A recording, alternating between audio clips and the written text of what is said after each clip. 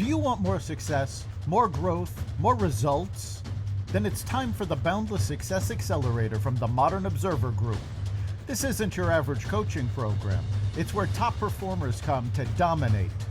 Weekly group sessions, on-demand coaching, a community that's got your back, and a power-packed library of tools to supercharge your business and career. No more excuses, no more waiting. Get in, level up, and start building the life you've been dreaming about. Visit us at modernobserver.com/boundlesssuccess to join today. Let's get you to the next level. We're here because the news is being distorted. We're here because people are being inundated with misinformation on social media. We're here because people are being judged guilty until proven innocent. We are fighting back with facts. This is not a safe zone, so buckle up, Buttercup. This is the raw, naked truth.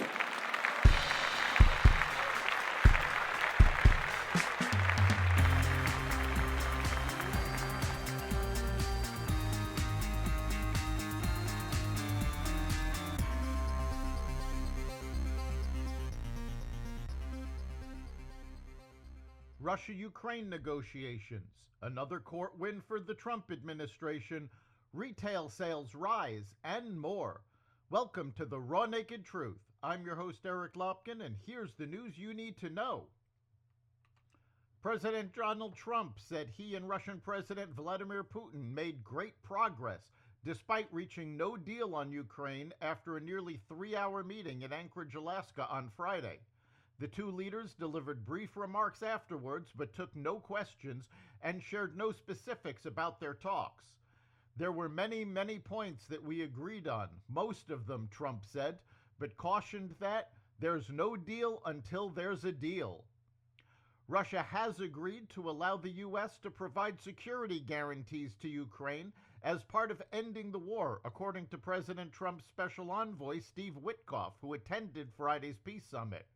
The security guarantee would essentially treat Ukraine as a member of NATO in the event of a future Russian invasion. Article 5 of the NATO alliance treats an attack on one member as an attack on all.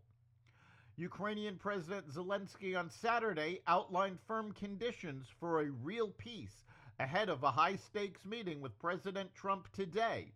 Zelenskyy posted to X following his calls with Trump and European leaders. The positions are clear. A real peace must be achieved, one that will be lasting, not just another pause between Russian invasions, Zelenskyy wrote. Killings must stop as soon as possible. The fire must cease, both on the battlefield and in the sky, as well as against our port infrastructure. All Ukrainian prisoners of war and civilians must be released, and the children abducted by Russia must be returned. President Zelenskyy will meet with President Trump today at the White House. European leaders who could be part of a Ukraine security pledge have also been invited to the meeting. The United States has ordered air and naval forces to the southern Caribbean Sea to address the growing threat posed by Latin American drug cartels. Sources said the deployment included more than 4,000 Marines and sailors, several P-8 spy planes, at least one warship, and at least one attack submarine. Officials said the process would continue for several months in international airspace and waters. President Trump has made cracking down on drug cartels a central goal of his efforts to secure the U.S. southern border.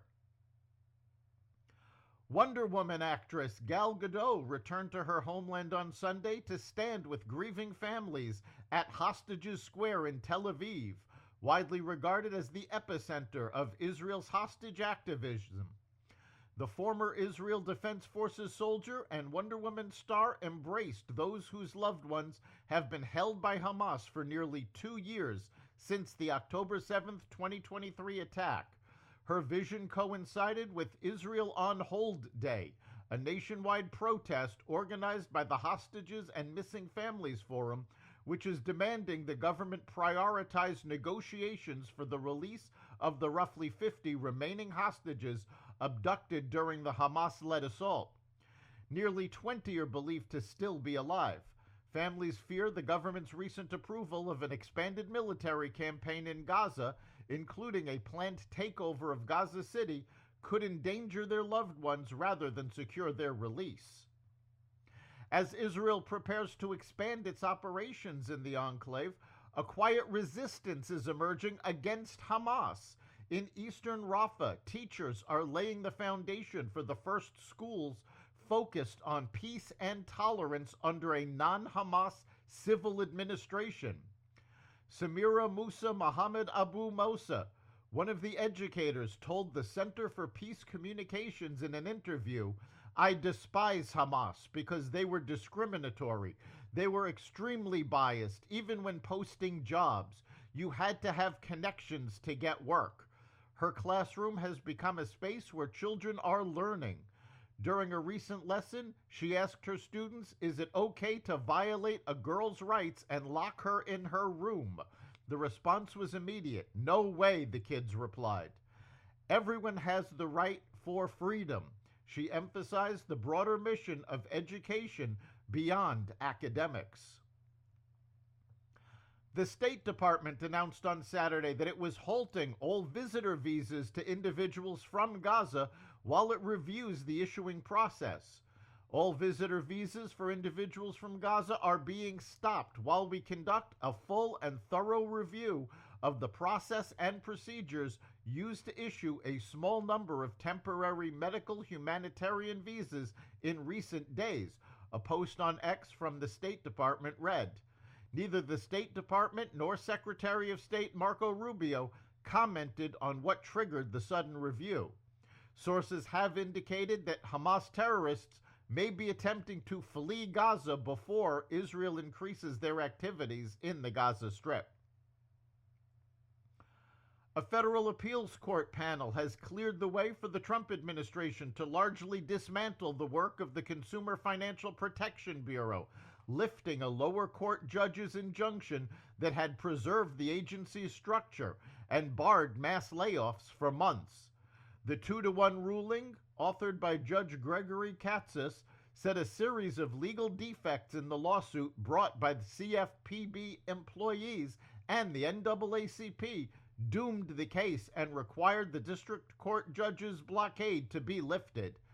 Katsas, a Trump appointee, said the fatal flaw was the broad challenge against what the employees described as a master plan to shutter the agency altogether. While individual layoffs or contract terminations may be challenged in court, Katsas wrote that the sweeping directive to close the agency, alleged in the lawsuit, was not something the courts could review, particularly because it was unclear that the administration had made a final decision to carry out the closure. U.S. retail sales gained more than expected last month, up 0.5%, and June's figures were revised higher, showing that Americans were feeling financially secure enough to spend on a broad range of goods this summer. Other data released, however, suggested more penny pinching may be ahead. U.S. consumer sentiment fell in August after climbing every month since May, and expectations for inflation jumped. Nearly 60% of Americans plan on curbing spending this year, the most recent University of Michigan survey found. That's the Raw Naked Truth. You can catch every episode of the Raw Naked Truth Daily News Brief, as well as our sister podcast, Carnivore Radio, with news analysis and commentary, and the rest of the Xvadio Podcast Network at xvadio.com, the Apple Podcast app, YouTube, Rumble, Spotify, iHeartRadio, Audible, Amazon Music, and other platforms that respect freedom of speech. We'll see you next time.